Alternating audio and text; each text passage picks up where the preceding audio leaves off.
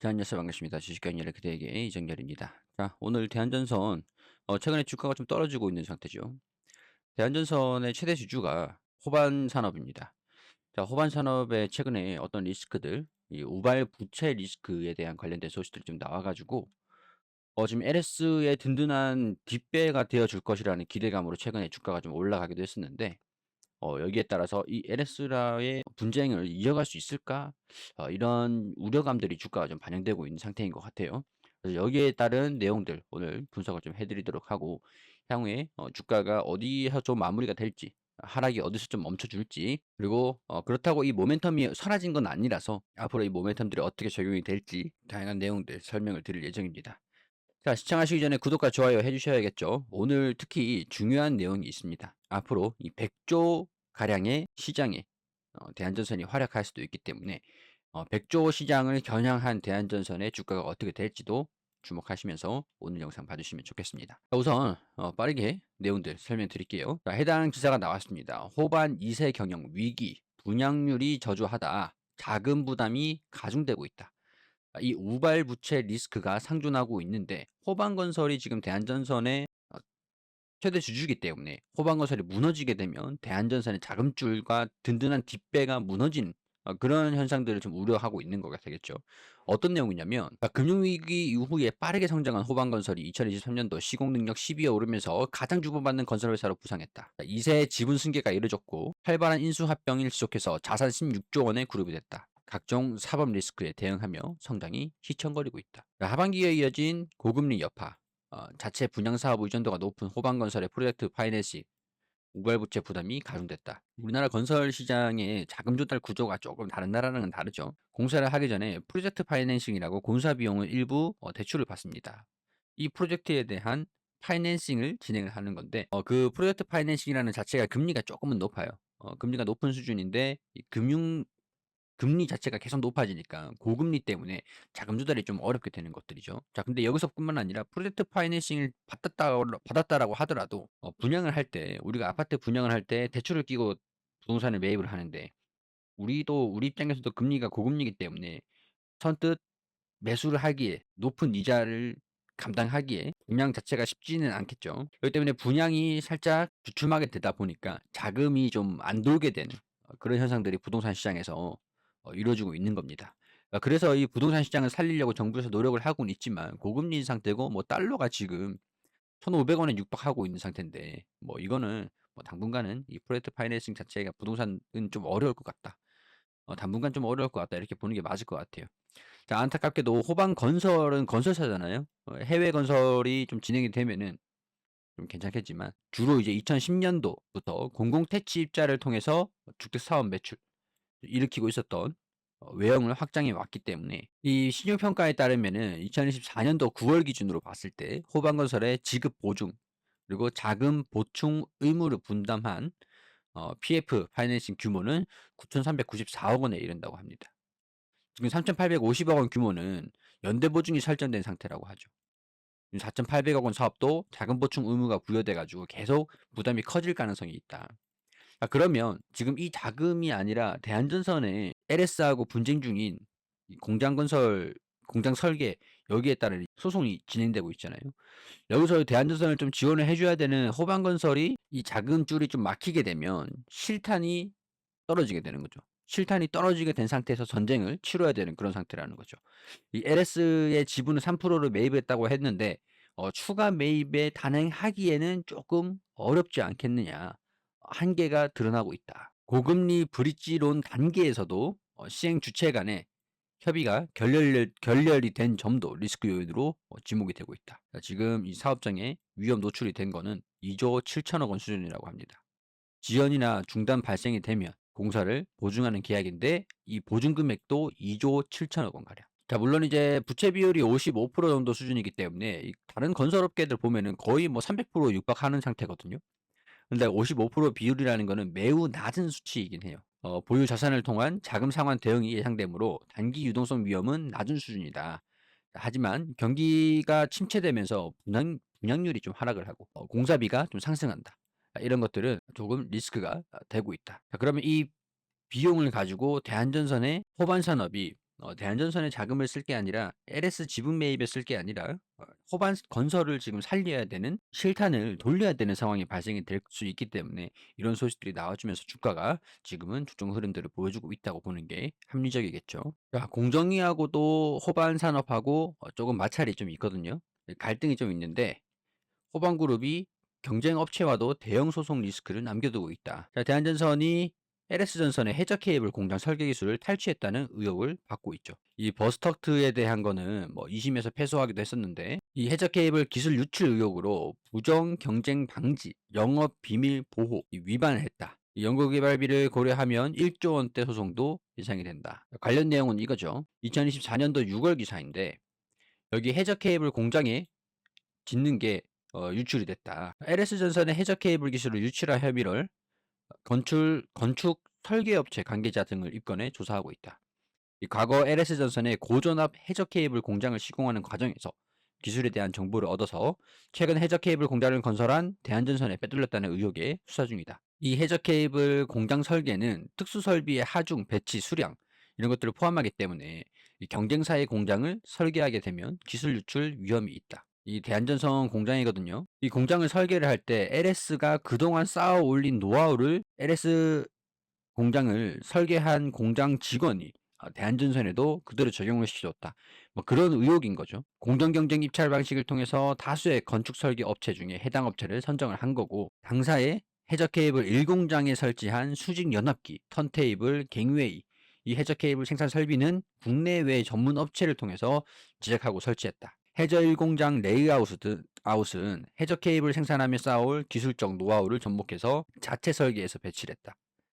이 고전압 해저 케이블하고 직류 송전 해저 케이블을 생산할 이 공장의 경우에 아직 부지 확장 전으로 설계 도서를 작성하지 않고 있으며 유럽의 최대 케이블 설비 업체인 M사로부터 관련 프로그램을 구입해서 활용할 예정이다. 이 해저 케이블에 대한 시장 진입 장벽은 좀 높은 게 사실이지만 설비의 특수성과 배치 등에 대한 기밀 때문이 아니라 전용 공장을 짓는 데 들어가는 자금이 막대하기 때문이다. 이렇게 서로 LS하고 반발하고 있는 것들이죠. 자, 이 와중에 이제 금융연금공단 같은 경우에서는 지분을 1%대 늘려가는 모습을 보여주기도 했습니다. 2월 18일까지 국민연금공단이 1% 지분을 늘려가는 모습도 보여줬고 하나증권에서도 리포트가 나온 게 있는데 2024년도 신규 수주는 3.7조 원을 기록했고 수주 잔고도 2.8조 원 정도 수준으로 송전 설비뿐만 아니라 초고압 케이블 수요도 중장기 수주 확대가 전망된다. 이 수주 잔고에서는 미주, 유럽, 해외 비중이 상승하고 있어가지고 점진적인 이익률 개선이 기대가 된다. 영업이익률이 처참한 상태예요. 사실은 1%, 2%, 3%대 그런데 하반기부터는 영업이익률도 조금 개선이 되면서 그리고 이제 원자재 가격인 구리 가격이 상승을 하고 있기 때문에 구리값 상승으로 영업이익률도 증가가 추가적으로 더 증가될 수 있을 것이라고 기대를 해볼 수가 있는 거죠. 그리고 이 내용이 있는데 글로벌 해저 케이블 시장 성장에 대비해서 해저 케이블 생산 공장 투자를 진행하고 있는 상태인데 완공 시에는 해저 케이블 2공장 얘기를 하는 거예요.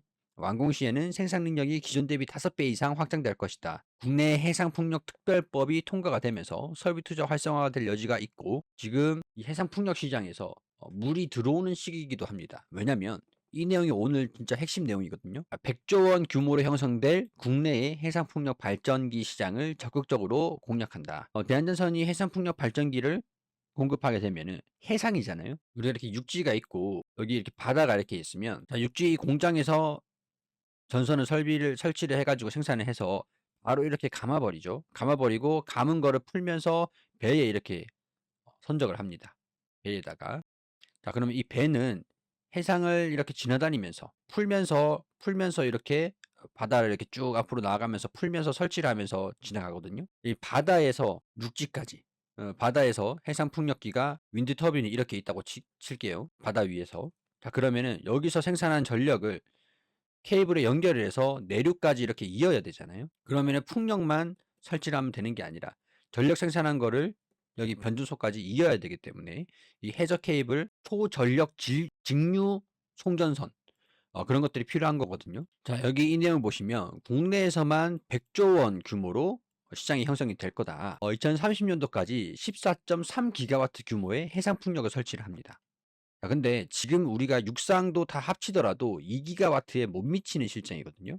2025년도잖아요. 그럼 5년 이내에 14기가와트 규모의 해상 풍력 발전 단지가 추가로 조성돼야 되는데 1기가와트 단지 건설에 7조 원이 필요합니다. 그러면은 14기가와트를 구성을 하기 위해서 100조 원 가량의 투자가 필요하게 되는 것들이 되겠죠. 그리고 14기가와트잖아요. 해상 풍력 발전기가 3.3, 5.5, 8메가와트, 10메가와트, 14메가와트. 여기서 10메가와트 이상부터는 대용량으로 구분되죠. 대용량이면 그만큼 전력 생산이 초고압이 될 거잖아요. 그죠? 초고압이 되면은 초고압 직류 송전 방식의 케이블이 반드시 필요하게 됩니다. 근데 이 케이블을 생산할 수 있는 국가가 우리나라도 생산할 수 있지만 몇 군데가 안 돼요. 우리나라 국내의 풍력 발전을 조성을 하는 것들이니까 물론 정치권에서도 중국 쪽으로 사업을 줄 수는 있겠지만 충남 당진에 공장을 가지고 있는 대한전선 입장에서는 조금 더 공급에 유리한 측면이 있기 때문에 이 100조 원 규모로 형성될 해상풍력 발전 시장 5년 내에 100조를 더 투자해야 되는 상황, 급격하게 성장하는 시장이란 말이죠. 터빈 용량이 높을수록 터빈 한 기당 전력 생산량이 늘어난다. 그러니까 그만큼 정선을 송전을 해야 되는 초고압 해저 케이블이 필요하다. 그런 내용들이 되겠죠. 자, 이거는 기업의 전력 인프라 기업의 수주잔고 추이입니다. 효성중공업은 5조에서 9조까지, HD 현대일렉트릭은 5조에서 7조, 5조에서 6조, LS 일렉트릭하고 대한전선은 2조에서 3조, 1조에서 2조. 자, LS하고 대한전선하고 말이죠. 이렇게 전선이랑 일렉트릭하고 대한전선만 보자면 격차가 꽤 큰 건 사실이지만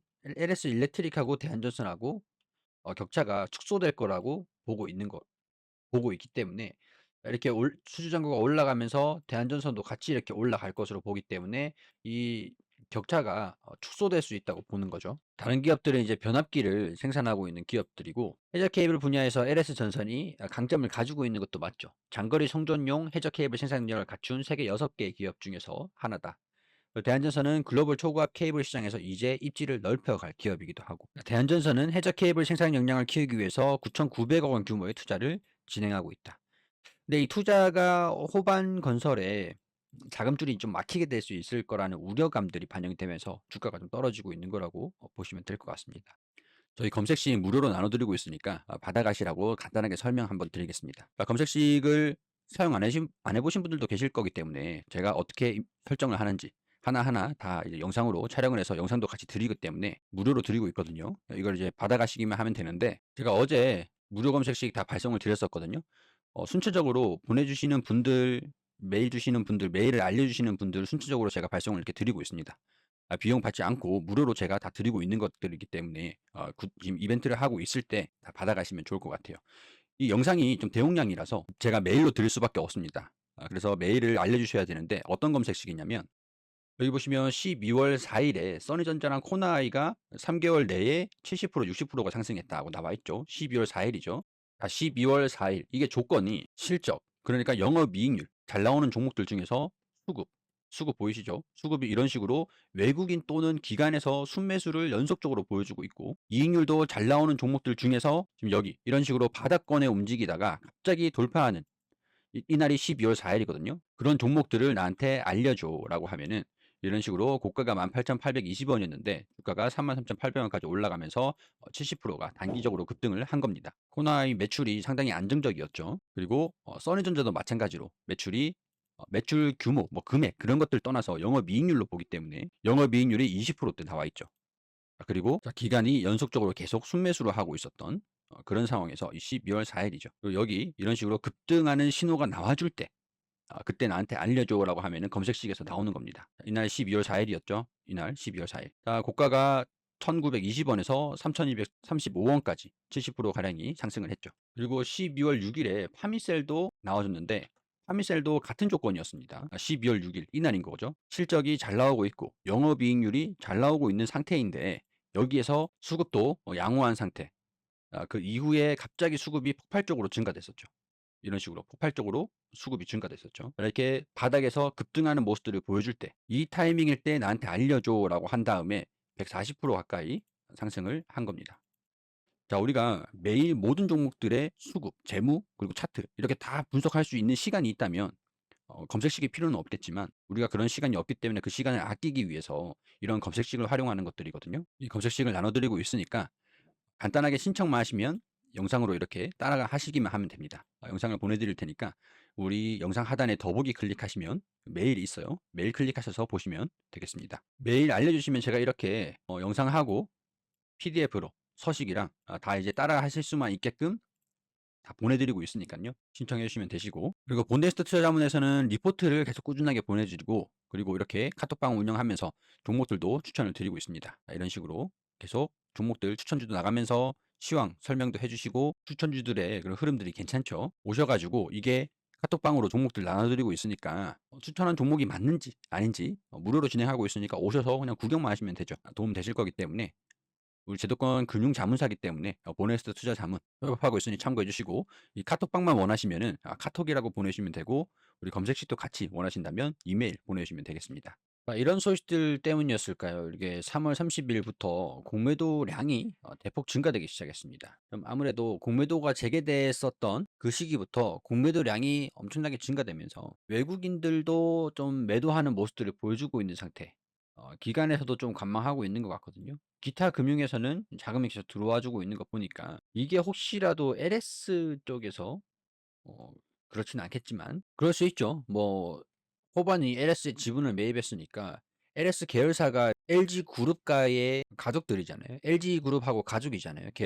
계열사라고 보기에는 그렇고, LG 계잖아요. LG 계열. 그러면 LG 계열 쪽에서 대한전선의 지분이 좀 들어와 준다라고 해도 뭐 이상하진 않겠죠. 자, 그리고 이 매매 비중, 공매도 매매 비중이 계속 올라가고 있는 상태이기 때문에 주가가 좀 떨어지면서 공매도가 좀 상환이 돼야 될 텐데, 공매도가 계속 증가되고 있는 상태라서 단기적으로는 이 공매도에 대한 충격을 영향을 좀 받고 있는 게 아닐까, 그런 생각들이 좀 듭니다.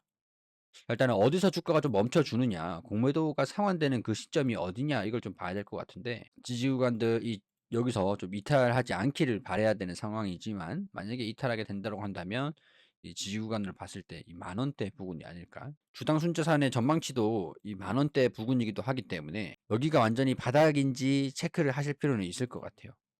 지금 떨어지는 칼날, 일전에 이 추세를 완전히 무너지면서 공매도에 대한 영향이 가시화되면서 주가가 좀 떨어지고 있는 상태이기 때문에, 일단은 1차 지지 구간이 11,000원 현 부근에서 추가로 이탈한다면 만원대, 그리고 반등이 나올 때가 우리가 좀 추가적으로 대응을 잡아서 평균 단가를 좀 낮춰가야 되는 그런 상태가 아닐까 싶어요. 대한전선 같은 경우에서는 평균 단가를 낮추는 게 핵심인 것 같습니다. 궁극적으로 미래를 보더라도 앞으로 장기적으로는 성장할 수 있을 가능성이 높은 기업이잖아요. 5년 내에 해저 케이블 시장이 100조 가량의 수주가 국내에서 발생이 된다라고 하면 국내에 판매를 하더라도 수주 잔고가 더 증가되면서 매출이 더 커질 수 있는 그런 기업이기 때문에, 그런 부분들을 생각하시더라도 평균 단가를 낮춰가는 게 오히려 조금 오래 시간은 좀 걸릴 수는 있다고 하더라도 현명한 대응 전략이 될 수도 있겠죠. 예를 들어서 이런 거예요. 여기서 내가 10주 정도를 매수했습니다. 그리고 주가가 좀 떨어지면 이 하단 지지 구간들을 체크를 하면서 평균 단가를 계속 낮춰가는 거죠. 10주를 추가적으로 더 매수했다고 하겠습니다. 그럼 평균 단가가 14,000원 부근이었다가 여기서 10주를 더 매수를 하니까 절반 부근, 13,000원 부근이 되잖아요. 그럼 이때 왔을 때 이 10주나 이 가지고 있는 20주나 20주를 팔든 10주를 팔든 팔아버려서 비중 축소를 한 다음에 다시 주가가 조정받을 때 재매수를 하고 반등이 나오고, 약간 이런 추세적인 것들을 우리가 전략적으로 평균 단가를 대응하는 게 중요하다라는 거죠. 혹시나 뭐 이렇게 좀 어려우신 분들 같은 경우는 우리 보네스 투자 자문이 주도권 자문사기 때문에 종목 진단이나 자문도 가능하기 때문에 도움을 요청하시면 도움 받으실 수 있으실 거거든요. 우리 이메일 주실 때 대한전선이라고 같이 보내주시면 제가 도움을 드릴 수 있도록 전달을 따로 해놓도록 하겠습니다.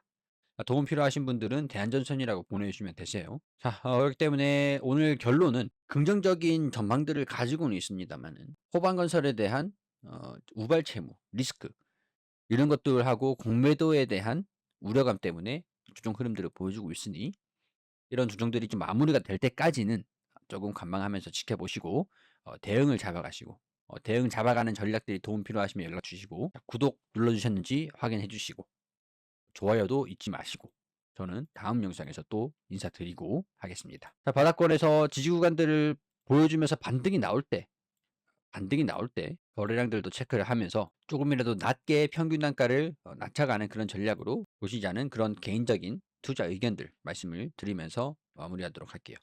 자, 이런 내용들은 개인적인 투자 의견이기 때문에 단순히 투자에 참고만 해 주시기를 당부드리도록 하겠습니다.